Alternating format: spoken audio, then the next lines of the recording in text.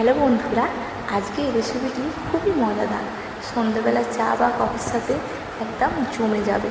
তো এই রেসিপিটি করার জন্য আমার যা যা উপকরণ লেগেছে, তার জন্য আমি দুটো মিডিয়াম সাইজের পেঁয়াজ কুচোনো, ক্যাপসিকাম কুচোনো একটা গাজর কুচোনো আর 4টে কাঁচা লঙ্কা। আপনারা যেমন ঝাল খাবেন তেমন কাঁচা লঙ্কা ইউজ করবেন। তো প্রথমে আমি সেদ্ধ করা আলুটাকে ভালো করে গ্রেট করে নেব এবং এটি আমার ভেজিটেবিল দিয়ে আর ডিম দিয়ে হবে কাটলেট একটা। তো তারপরে আমি একটা কড়াই নেবো এবং কড়াইতে আমি অল্প পরিমাণে তেল দিয়ে দেবো। তেলটা দিয়ে ভালো করে নেড়ে নিয়ে যখন দেখবো তেলটা গরম হয়ে উঠেছে, তখন আমার কুচোনো পেঁয়াজ কুচোনোটা আমি দিয়ে দেবো। ভালো করে আমি মিশিয়ে নেব। তো মিশিয়ে নিয়ে তার উপরে আমি ক্যাপসিকামটা দিয়ে দেবো এবং ভালো করে নিয়ে পরিমাণ মতন আমি লবণ দিয়ে দিলাম। তো লবণ দিয়ে ভালো করে আমি মিশিয়ে নিলাম। মিশিয়ে নিয়ে পরে গাজর কুচোনো আর যে কাঁচা লঙ্কা কুচোনো ছিল আমি দিয়ে দিলাম। দিয়ে আবার ভালো করে একটা মিশিয়ে নিলাম।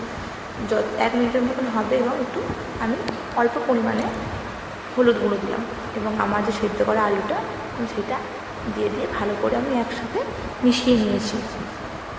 তো দেখুন আমি এটা 1 থেকে 2 মিনিটের মতো করবো, ততক্ষণ না ভালোভাবে আলুটা সবার সাথে মিশে যাচ্ছে। এরপরে আমি লঙ্কা গুঁড়ো এবং গরম মশলা অ্যাড করেছি এবং অল্প পরিমাণে চাট মশলাও দিয়েছি।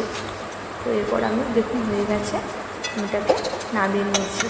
তো নামিয়ে নেওয়ার পর এরপরে আমি দুটো ডিম নেব এবং ডিমেতে আমি স্বাদ মতো লবণ দিলাম এবং একটু গরম মশলা আর চাট মশলা দিয়ে ভালো করে ডিমটাকে ফাটিয়ে নেব।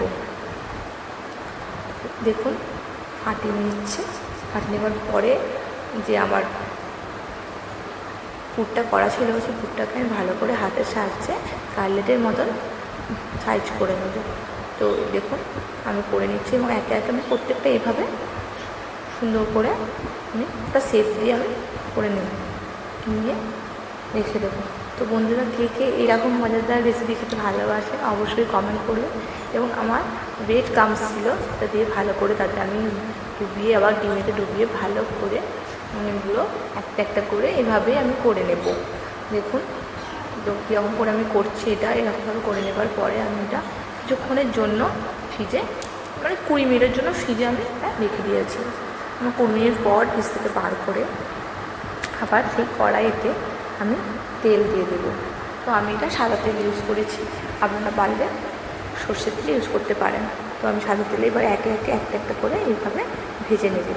দেখুন যতক্ষণ না এই গায়ের রঙটা হালকা বাদামি কালার চলে আসছে, বেশি জোরে দেবেন না গ্যাসের, এটা আস্তে করে দেবেন।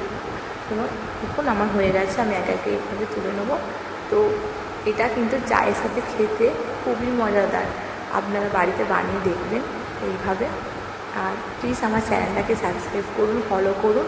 আর এরকম মজাদার রেসিপি পাওয়ার জন্য আমার চ্যানেলটাকে অবশ্যই কমেন্ট করুন।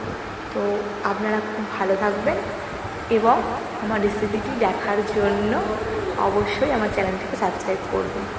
বাই।